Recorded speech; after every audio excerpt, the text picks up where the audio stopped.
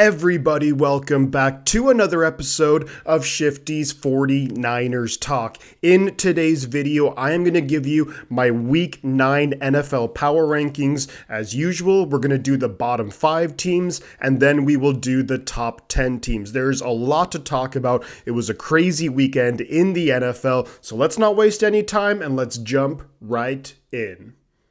Alrighty guys, so we're going to kick it off with my bottom 5 teams, and this is largely unchanged from last week. So coming in at number 28 overall in my power rankings, I have the New England Patriots. They're 2-7 on the year. They just lost to the Washington Commanders. They actually kept this game pretty close. The defense I thought played fairly well, although they gave up a ton of yards to Sam Howell through the air, and he had a great throw and great catch by Jahan Dotson. But the Patriots played pretty solid. Ramondre Stevenson finally got going a little bit, and I think that the Patriots are a bad team. I think that they are the worst team in the AFC, but there are just so many really bad NFC teams that they're not in the bottom 3 or even at the bottom of my power rankings. And that leads me to the next team, and that's going to be number 29 overall in my power rankings, and that's the Chicago Bears. They are also 2-7 on the year. They lost to the New Orleans Saints. Tyson Bagent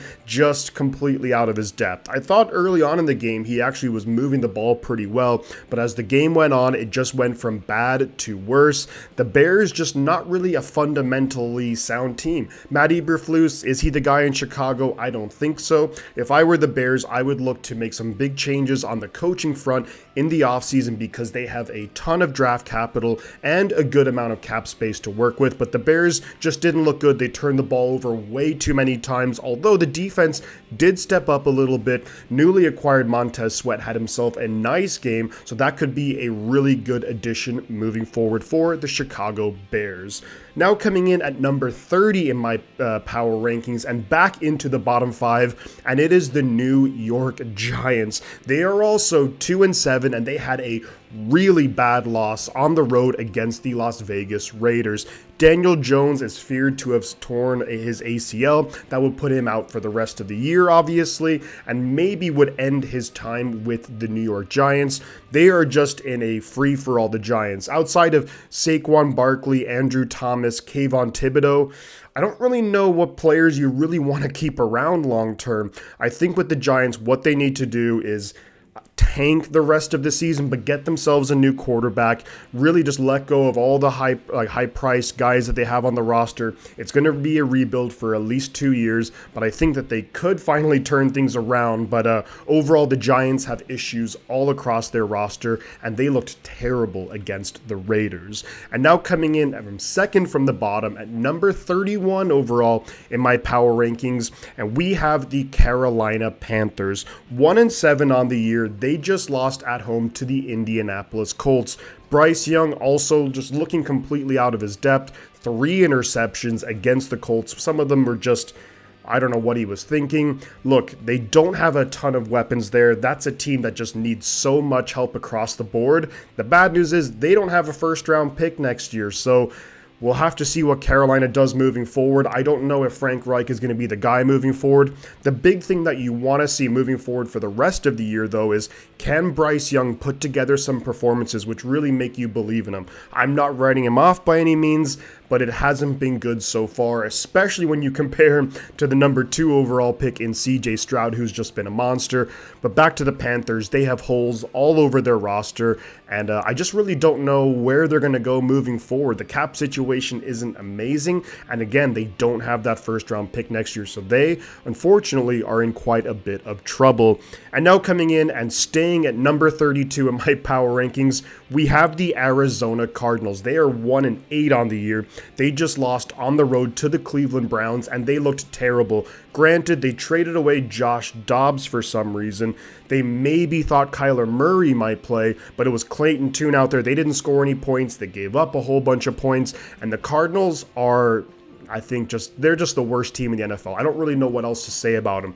The big thing moving forward for the rest of this season is, can Kyler Murray come back? Can he play well? Would a guy, like their coach, Gannon, is he going to believe in a guy like Kyler Murray moving forward? There's so many question marks surrounding the Arizona Cardinals moving forward. For them, Luckily, they have 2 first-round picks in the draft next year, Houston's being one of them, and of course their own. But the Cardinals are just such a bad team and not even fun to watch anymore. At least with Josh Dobbs, they were fun to watch and they would score some points, but it is bad out there in the desert. Now, before we move into my top 10 teams, let me give a couple of dishonorable mentions for teams that could easily find themselves in the bottom 5 in the next week or two, and that's the Green Bay Packers. They won, they beat the Rams, wasn't pretty, but the defense stood up against a backup quarterback for the Rams, and I thought they played pretty well. Jordan Love, statistically at least, looked pretty efficient, and a nice touchdown pass to Luke Musgrave. The other team is the LA Rams. They've been losing a lot of games lately. Who knows about the health of Matthew Stafford? If he can come back, then they can definitely string together some wins, but I don't know when or if that's going to happen. And the other team that could find themselves down here again are the Denver Broncos. The Broncos lately have been playing a lot better, but I can't discount just how bad they looked early on in the season. So if they go back to those ways after their bye week, that would not be ideal. But there you have it, guys. My bottom 5 teams plus a couple of mentions. Coming up next will be my top 10 teams. Let's now get into my top 10 teams, and coming in at number 10, we have the Dallas Cowboys. They are 5-3 on the year. They just lost on the road to the Philadelphia Eagles. That game was a really good game, really exciting, back and forth, and the Cowboys very easily could have come away with the win there, which would have been massive, but this seems to be a trend with Dak Prescott where he kind of chokes when it comes to the big moments. Now, some of them weren't really on him, but some were. You look at that 2-point conversion, he stepped out of bounds. If he just stayed in bounds, that's a big game-changing play. You look at the touchdown throw to the tight end Schoonmaker, he was just shy of it. And then that last drive, you get down to the Eagles 11, you have a false start, you have a sack, and you just can't do that. And unfortunately, Dak Prescott in the big moments just seems to shrink a little bit. Overall, though, he had a good game. I thought the offense moved the ball fairly well. The defense wasn't that bad either. They're a good team, Dallas. I just don't think that they're a great team. Now coming in at number 9, we have the Cleveland Browns, also 5-3 on the year. They just dominated the Arizona Cardinals, who are the worst team in the NFL, but they took care of business. The defense, yards per game, they are number 1 in the NFL. In terms of points allowed per game, I believe they're number 3 in the NFL, so they are really good. Deshaun Watson made enough plays. Amari Cooper, we don't really know the extent of his injury. I know he went out in that game, but if he's healthy, he's just having a monster year. David Njoku's finally really stepping up. The run game, Kareem Hunt's getting into the swing of things, and they are a very good team, and going into Cleveland is going to be a tough matchup for anyone moving forward. Now at number 8, we have the San Francisco 49ers, also 5-3. We were on our bye week, and we basically move up 2 spots in my rankings simply because some of these teams just lost games, and some of them lost really badly. But the Niners, I think the bye week came at a good time. We lost 3 in a row. Now we add Chase Young. You can reevaluate and try and get back to how we were playing at the start of the year. We have a big game against the Jacksonville Jaguars coming out of the bye, but if we can win that game, then we have a couple of winnable games after that, and really you can turn the season around. So the Niners at number 8 in my rankings. And now at number 7 in the power rankings, and the first time in the top 10 in maybe nearly since the start of the season, we have the Cincinnati Bengals, 5-3 on the year. They're one of the hottest teams in the NFL, if not the hottest team.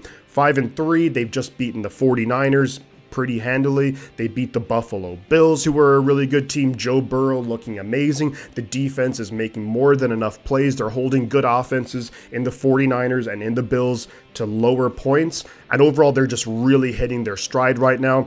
The crazy thing, though, is that the Cincinnati Bengals are bottom of their division, although I don't think that will be the case when we revisit that rankings in the next month or so. But the Bengals, really good team, and they're firing on all cylinders. And now at number 6 in my rankings, we have the Detroit Lions. They're 6-2 on the year. They're also coming off a bye week. They move up a couple of spots again because some other teams lost badly. I think the Lions are a good team. The offense is rolling. Jared Goff playing really well. They're getting some guys back. They made a trade for Donovan Peoples-Jones. If the defense can hold up and just make enough plays throughout a game, the Lions are going to be a tough team to beat. Not only that, their schedule is pretty favorable. So they could end up being, and this isn't a crazy thought, that they could potentially end up being the number 1, number 2 seed in the NFC, but I'm really curious to see how the Lions look moving forward. Now coming up next, guys, we're going to have my top 5 teams in the NFL after week 9.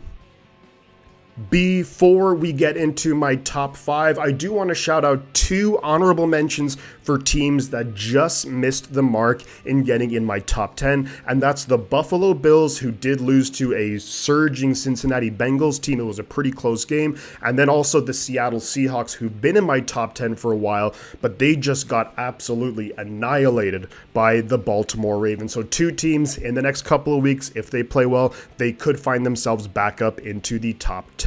And now at number 5 in my power rankings, we have the Miami Dolphins. Miami Dolphins just lost to the Kansas City Chiefs. They are 6-3 on the year. The Miami Dolphins are a good team. There's no doubt about it. Here's the issue, is that against teams with winning records this year, they're 0-3. Against teams with losing records, they're 6-0. They just can't get over the hump of beating those good teams. Now, some of the teams that they've lost to are really good teams, like the Chiefs, like the Eagles. But overall, they just can't get over the hump. They got to play better in those big games if they want to be considered amongst the AFC's elite. I think that they are a very, very good team, but to be up there with the best teams in the NFL, they just have to play better in those bigger games. I think Tua had a pretty solid game. The defense got things figured out eventually against the Kansas City Chiefs, and they shut down Mahomes for the majority of that game. The first drive, Mahomes just marched down the field, but beyond that, the defense did really, really well. They weren't helped out by the fumble that led to a touchdown.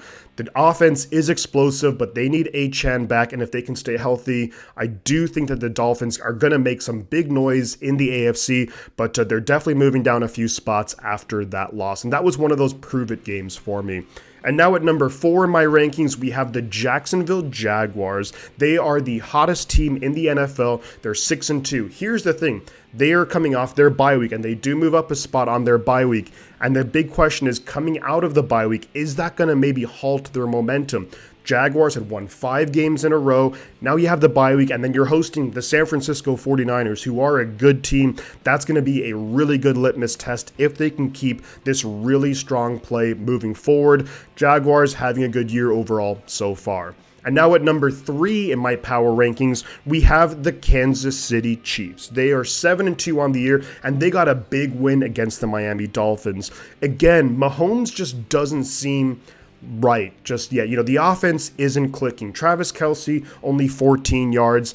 The offense just not putting up the numbers that we're used to seeing out of Kansas City. So that's the bad news. Here's the good news, is the defense for the Chiefs is playing so good. They're playing lights out. And for the majority of the game, they shut down the Miami Dolphins. They're making big plays. They're getting big performances out of Chris Jones and George Karlaftis and Trent McDuffie and Nick Bolton, and all the linebackers are really good. So the Chiefs, they're actually kind of doing it in ways that we're not necessarily used to seeing it from Kansas City, but they're just winning. Can they keep it up? Of course, if you're Kansas City, you absolutely need and want to get that number 1 seed so you have the home field advantage through the playoffs. There's still a lot of football left to be played, but Kansas City looking really good. Can they just figure a couple of things out on offense? That remains to be seen. Now coming in at number 2. And falling in my power rankings are the Philadelphia Eagles.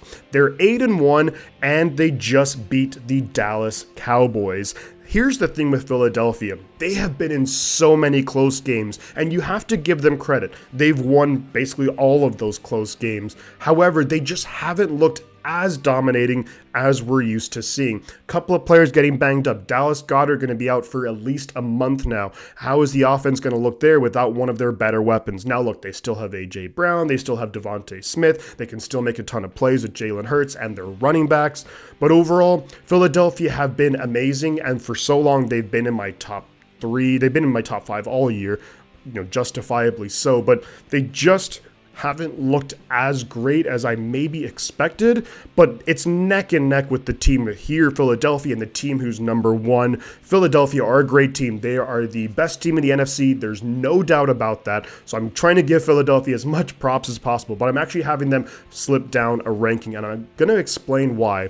And that's because the team who's coming in at number 1 of my power rankings have been so good, and that's the Baltimore Ravens. The Ravens destroyed the Seattle Seahawks 37-3. Seattle, a top 10 team for me for the last number of weeks. They are a good football team, but Baltimore humiliated them 37-3. In my opinion, Baltimore easily the best defense in the NFL. Their offense is making plays. Lamar Jackson's looking good. Odell Beckham got a touchdown. They have Zay Flowers and Mark Andrews, and all these guys are making plays. Gus Edwards and Justice Hill, and these guys are making enough plays in the run game. Solid offensive line, backed up with that great defense. And the Baltimore Ravens at 7-2 and thrashing the Seattle Seahawks are now moved up to number 1 in my power rankings. But look, things as they do in the NFL, they will change every single week. But right now, I think Baltimore is playing the best football in the NFL. Let me know your guys' thoughts in the comments about my power rankings, whether you agree with me, whether you disagree with me, your own power rankings. I'd absolutely love to hear it, and I always love the discussions that we get going about the power rankings. Now, guys, if you enjoyed the content, do drop a like on the video, subscribe to the channel if you haven't already. Feel free to share the video all over social media, and before I head out, I'm going to say 2 things. The butt counts, and I'll catch you guys on the flip side.